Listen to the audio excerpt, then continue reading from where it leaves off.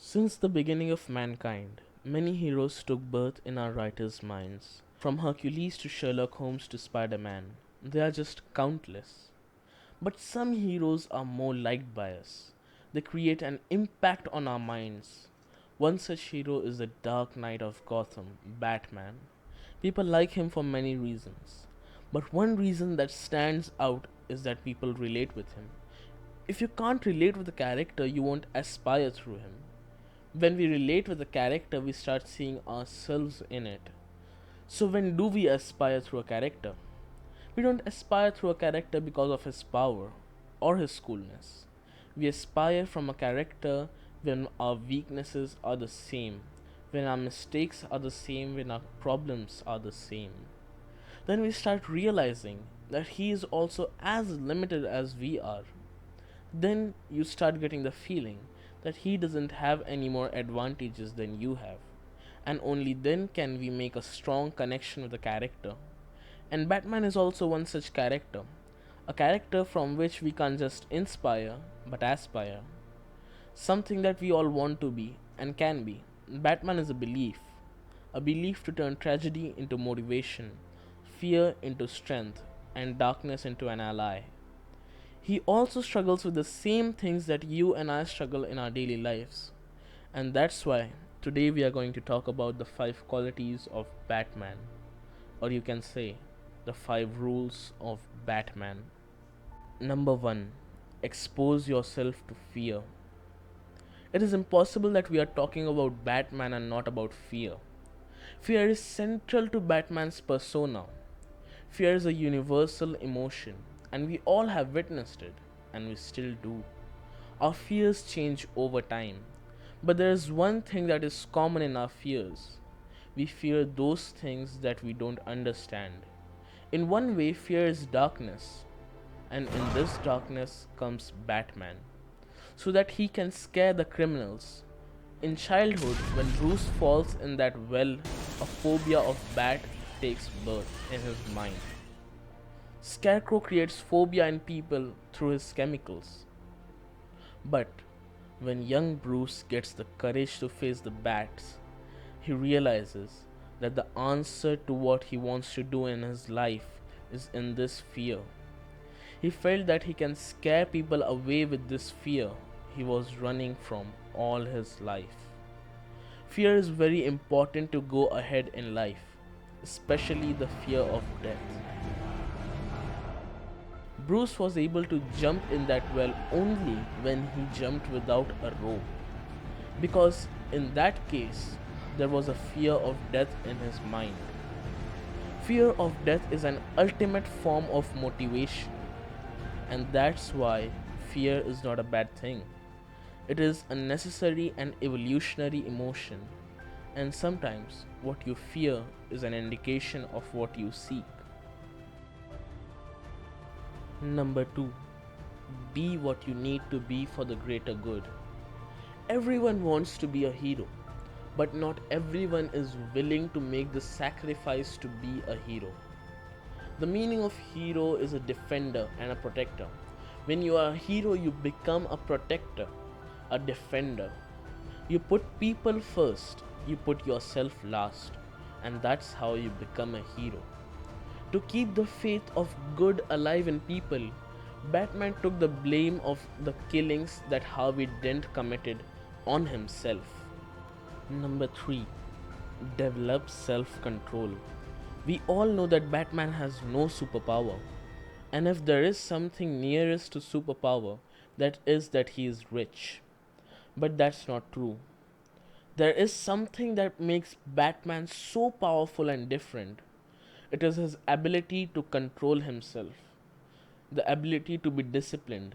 In many situations in our life, in order to have success, it is necessary that we regulate our impulses and control it, that we delay the gratification. Today's society's culture is all about instant relief, quick satisfaction, distraction. There is a whole generation that we have raised who are slave to their impulses. People are ready to sacrifice their values for momentary pleasures. When Batman is fighting criminals, his natural impulse is to kill him. but he suppresses his desires. He exerts self control because killing does not match his value system. Police Commissioner Gordon trusts Batman because he knows that no matter what, Batman will never break. He will not lose his self control. He will not kill. Batman knows that it is not what you are underneath, but it is your actions that define you. Self regulation is just like a muscle, and Batman has developed it. In fact, Batman has better self regulation than any other superhero, and that's almost a superpower. That's the power of self control. Number 4. Batman never makes an easy choice. We get ahead in life by making a choice. Every moment, there are infinite possibilities around you, and from those infinite possibilities, you choose one. The point is that it's easy to make a choice if it has no immediate bad consequence.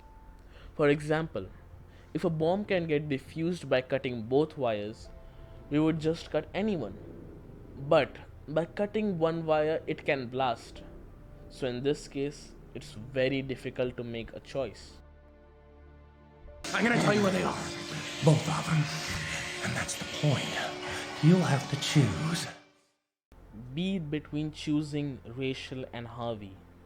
Be it not revealing your identity at the cost of people's death, or showing yourself a murderer so that people of Gotham stay united, or taking the law in hands to keep Gotham City safe.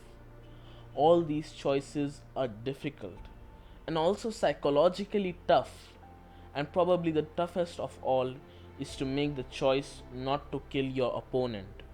Number 5, and probably the most important one, never lose meaning in your life. In the world of superheroes, the most dangerous, scary, and psychologically disturbed villains are found in Batman. They are all walking definitions of dysfunction. And if you look closely at these villains, you will understand that these are all twisted mirror images of Batman. This means that the emotional tragedy Batman uses to do something good for Gotham City, these villains use that same emotional tragedy to destroy it. Like Batman, they have also witnessed tragedy. They are also as obsessed as Batman. But Batman's perspective is that if something bad has happened to him, he will make sure that that thing doesn't happen to others. Meanwhile, his villains believe if they have suffered, then the whole world will have to suffer. The whole world will have to pay for it. And all these villains attack Batman at the point where he can be broken, from where he can be exploited. Scarecrow creates phobia. Penguin exploits his influence. Bane wants to break his willpower. And worst of all, Joker, who tries to convince Batman that he is also like him. I don't want to kill you.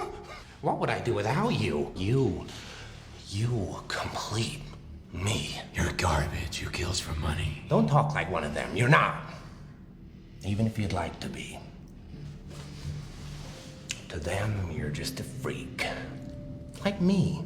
And that's why Batman's real struggle is not with Gotham's villains, but his struggle is at his own individual level. That how can he continue to have meaning in his life? That how he doesn't let his inner belief die, that deep down there is a goodness in everyone.